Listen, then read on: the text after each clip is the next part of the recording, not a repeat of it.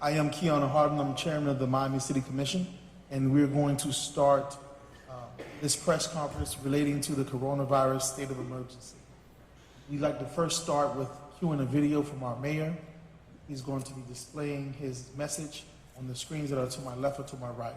Once the mayor has concluded his message, I will then follow up with some statements, and then follow after me will be Commissioner Carollo, which will have an opportunity to speak, and then I'll call on our police chief to say a few words.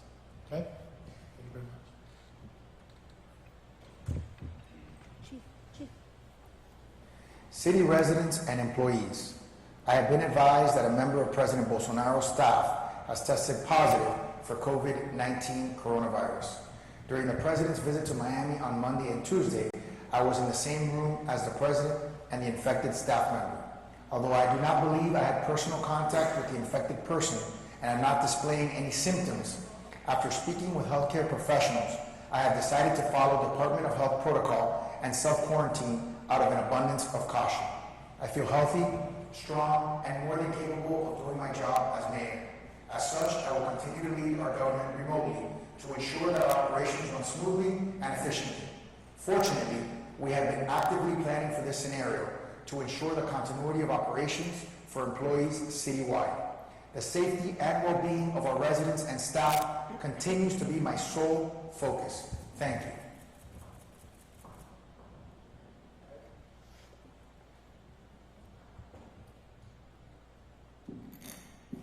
So given the recent developments regarding the COVID-19 coronavirus, including the first documented case in Miami-Dade County, the city of Miami is entering into the next phase of preparedness by issuing a state of emergency.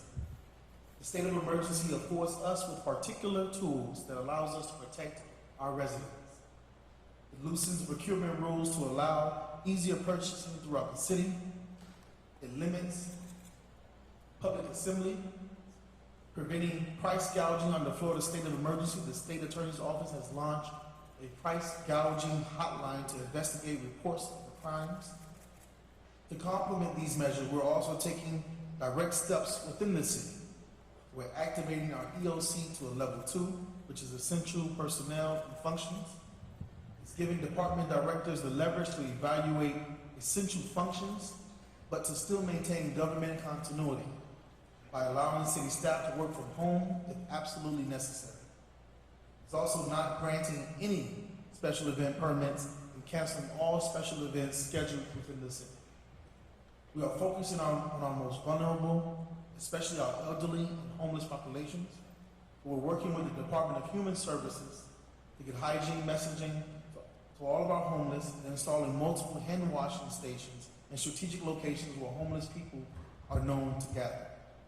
Senior events at City of Miami parks for ages 55 and over will also be canceled. At parks where they provide lunch for those seniors, we will continue to provide those services on a pick-up-only basis. At this time, we also encourage everyone to implement social distancing as recommended by the CDC, especially for our elderly population or those within the medical history that places them at high risk. The City of Miami has taken bold steps thus far to contain this virus from spreading, and we will continue to do so. This is an ongoing effort with our government and other governments around the country. Thank you. Muy buenas tardes. Vamos a ser más breves en español y cubrir las partes más esenciales. Quisiera empezar por felicitar al alcalde por tomar una decisión responsable y correcta y al mismo tiempo desearle lo mejor en estos próximos 14 días. Como todos aquí saben, la ciudad de Miami ha sido una pionera en el sur de la Florida, posiblemente en Estados Unidos, en tomar decisiones difíciles, tempranas y correctas para enfrentar la crisis del coronavirus. Por eso, en el día de hoy nos estamos reuniendo para poder declarar un estado de emergencia que ha sido firmado por el alcalde y obviamente Comisión de Miami, en el gobierno de Miami, estamos de acuerdo con eso, porque estamos hablando en una voz. Los reglamentos de compra en la ciudad de Miami se van a arreglar para que puedan hacer más fácil en estos tiempos para nosotros. Se va a limitar los lugares que se pueden asemblar las personas, reunir las personas en la ciudad de Miami. El estado de emergencia, no solo nuestro, sino del condado, pero en particular el del estado de la Florida, limita los precios que comerciantes pueden cobrar y pedir de nuestros residentes. Por eso, si le están cobrando más de lo que deben, lo pueden reportar directamente a la oficina del fiscal de la Florida aquí en Miami, o directamente a nosotros se lo puede reportar. Una de las cosas más importantes que queremos también anunciar que viene con este estado de emergencia es que todos los permisos especiales que se han dado, o sea, permisos para diferentes actividades en la ciudad de Miami, se van a cancelar. Ahí está incluido, y quiero dejarlo saber, los viernes Pequeña Habanas que damos al fin de cada mes en la Pequeña Habana. Y no se van a dar ningún permiso nuevo hasta que esta crisis se pare. Al mismo tiempo, vamos a enfocar la gran parte de nuestro enfoque en nuestras personas mayores. Nuestras personas mayores son las que más están a riesgo en esta crisis. Sobre todo cuando en las edades de 80 en adelante, los reportes que tenemos ya desde China, Italia, indican que pudiera haber hasta un 22% de mortalidad. Eso sí es una crisis para nuestros residentes de la tercera edad. Aunque el condado tiene la responsabilidad de dar la comida en los comedores, en los edificios de sección 8 y otros edificios de gobierno en el condado, la gran parte de todos esos edificios están en la ciudad de Miami. Así que ahí tenemos nosotros una responsabilidad aún más de asegurar cómo se van a llevar las cosas a esos edificios, porque no queremos ver una situación como se vio en California, en una de las casas de personas mayores, o nursing home, como le llaman aquí en inglés, porque una persona se infectó, hubieron docenas de personas más que fueron infectadas y se creó una crisis adentro de esa casa de personas mayores. Vamos a estar trabajando con todas las agencias federales y estatales en esta declaración de emergencias y al mismo tiempo le pedimos a todos los residentes de la ciudad de Miami que por favor sigan las recomendaciones del CDC y otras organizaciones mundiales y federales en lo que le están recomendando, y sobre todo en nuestra comunidad, que estamos tan acostumbrados en nuestra cultura de dar la mano, de darnos abrazos, de darnos besos. Tristemente tenemos que acostumbrarnos con esta nueva amenaza que vamos a cambiar esa forma de saludarnos uno a otro, de darnos cariño uno a otro. En vez de dar las manos, empiecen a dar los codos y háganlo como su vida pudiera depender en eso. Porque mientras que la persona más joven no tienen ese gran peligro, las personas mayores sí. La edad media de las personas que han contagiado el coronavirus es de 60 años y la edad de mortalidad media es de Así que le agradecemos a todos que hayan estado con nosotros en el día de hoy y le pedimos a los medios que nos ayuden a dar esta información a nuestros residentes. Si tienen alguna pregunta de los miembros de la comisión o a alguien de nuestro gobierno que esté aquí, con mucho gusto la podemos tener ahora. If there are any questions that any of you from the media have, any member of the commission is here, or from our manager or any of our public safety directors, you can feel free to ask. I don't know if the manager would like to address this, or if the fire chief or police chief would. The police chief would, but right when he's done, we'll gladly take questions from him. Chief, please. Thank you, Commissioner. I just want to make sure that all of our citizens understand that the steps, the measures that we're taking are to mitigate the potential spread of the virus. This is all precautionary. I don't want anyone to think for a second that this affects our ability to respond to any calls for service. So in terms of the police and fire, we will be responding to calls the way we would. You're going to be able to count on us like you can every day. The only caveat to that is that we are going to be encouraging our residents that if you were the victim of a property crime and we have the ability to do a report, whether it's online or through the phone, we're going to be encouraging our residents to do that. We're going to be canceling town halls, community meetings, HOA meetings, anything where we're expecting people to come together so we can respect that idea of that social spacing between individuals. We certainly want to follow what we preach. And so if you see a cancellation of a meeting on behalf of the police department, the fire department, any of the commissioners, that again is purely precautionary in nature to make sure that we keep everybody safe. Thank you. For those that were inquiring about one of our firefighters that has self-quarantined, let me give you the good news, the test has come back negative.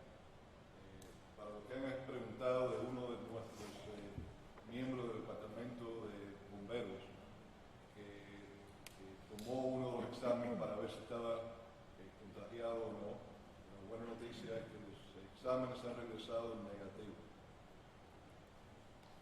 So if you have any questions, now is a great time to ask those questions. You're recognized, sir. I have a question regarding the senior centers, senior population. Given the new procurement power under the state of emergency, is the city already purchasing any supplies and creating any supply chains for food and any resources for senior residents? Yeah, we are. So we're part of the easement and the procurement regulations allows us to potentially buy meals for them. We're working through a plan on that end too, as well as supplies. So we're working on a plan for that. En cuanto a los comedores que van todos los días y se reúnen para almorzar, o sea, no que viven ahí, pero que van, ¿va a seguir funcionando? Sí. ¿Hasta cuándo? ¿Qué están mirando en ese aspecto? ¿Eso pudiera cambiar? Te acaba el crisis. No, entonces, ¿tienen un mensaje para ellos que puedan estar preocupados al acudir a estos lugares? Yo quiero dar un mensaje porque sinceramente no quiero de que cunda el pánico dentro de nuestras personas mayores. Todas estas medidas que se están tomando es una precaución y yo sé que va a haber muchas personas mayores, sobre todo aquellos que hablan que están en mi distrito. Que dicho sea de paso, ya nosotros le estamos llevándole loción para desinfectar las manos y las instrucciones, pero yo quiero que ellos, los que nos estén oyendo, de que algunos que están en 75, 80 años, pues que no vayan a tener el temor de que van a ser contagiados, que es algo que es inevitable. No es inevitable. Lo que hay que tomar es las precauciones y aquí lo que estamos es diciendo que tomen todo tipo de precaución y para evitar que haya contagio, o sea, que no vaya a cundir el pánico. Yo quisiera que se lo hicieran ustedes, sobre todo las cadenas en español que se lo hagan llegar. Is there a ballpark figure on the number of test kits that the city or Miami-Dade has?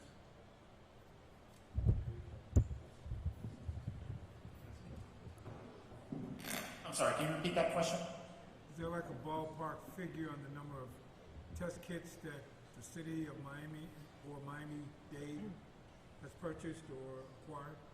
When you say test kits, are you referring to the ability to test for COVID-19? Yeah. Okay, the testing process as it exists currently is through the health department. So the individual might go to a healthcare provider, a hospital, what have you, have a swab taken, and then that swab would be transferred to the Miami-Dade Health Department, and they would be conducting the actual testing. Is there an indication that process may change in the near future in light of expanded access to kits? Yes, absolutely. As a matter of fact, as recent as today, there's been discussion that they might be available to local area hospitals shortly. So we're waiting for more information. And as you know from the national advisories, they're partnering with your private providers as well, like Quest Diagnostics, and we're hoping that that'll be available in the near future. Any other question? Yeah. Is there any advisory from the city on bars and nightclubs that are having events in Miami music week? And is there a time frame on special events for people? I understand everything is day by day right now.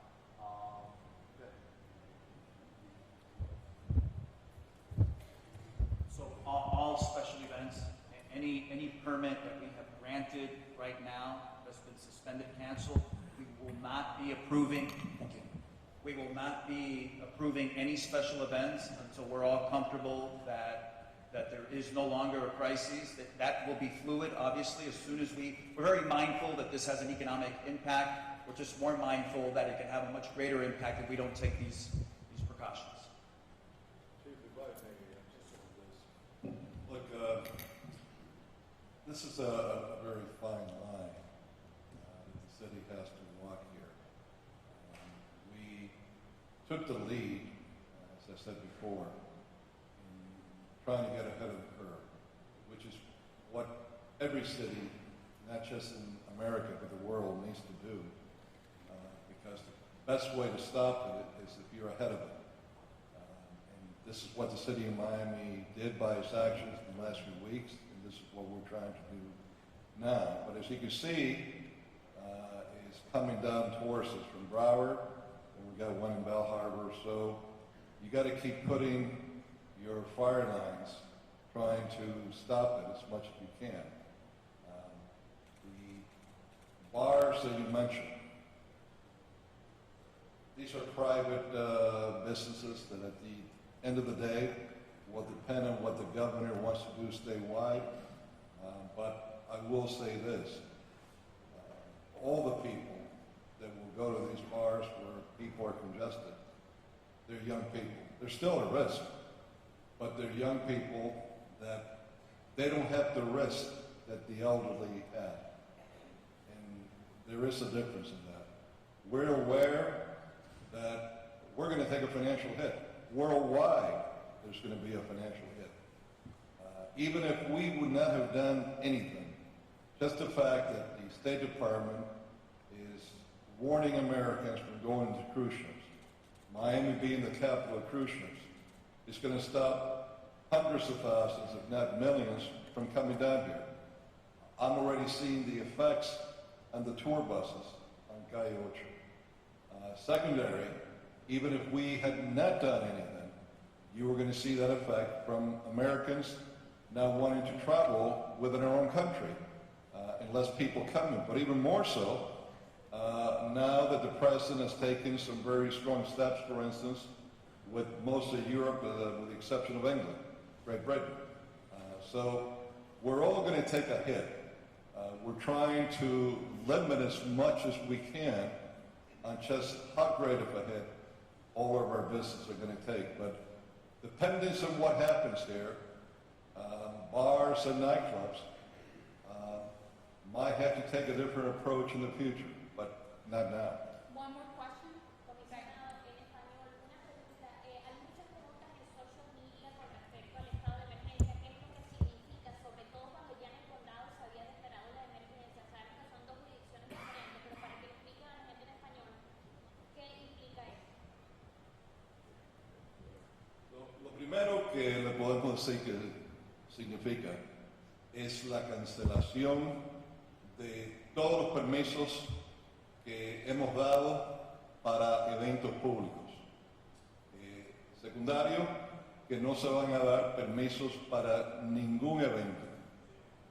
Al mismo tiempo, bajo esta declaración de emergencia de la propia ciudad, en conjunto con la del condado y el estado, nos pone en una situación mejor para ciertas compras que se van a hacer, etc. Pero mientras es fácil decir que el público no debe estar alarmado, en realidad no es algo que podemos decir que se puede controlar, porque obviamente esto es algo que puede alarmar a muchas personas. Gracias a Dios, no hemos estado afectados en estos momentos como otras partes de Estados Unidos, aún otras partes del mundo. Y específicamente, por eso hemos estado actuando en la forma que hemos estado actuando para prevenir eso. En el peor de los casos, se limite las personas infectadas a un grupo limitado, pero que de ahí no pase. Por ejemplo, ya se ha podido comprobar en el estado de Nueva York que una persona que fue infectada nada más, han podido comprobar que esa persona infectada directamente o indirectamente, más de 50 otras personas. Entonces, eso es lo que hay que evitar aquí. Sobre todo con la población mayor de 65 años o mayor, que ya yo caí en esa en el día de hoy. Así que esas son las razones. Y el comisionado Reyes también, que ya me ganó por algunos años. Thank you. Well, and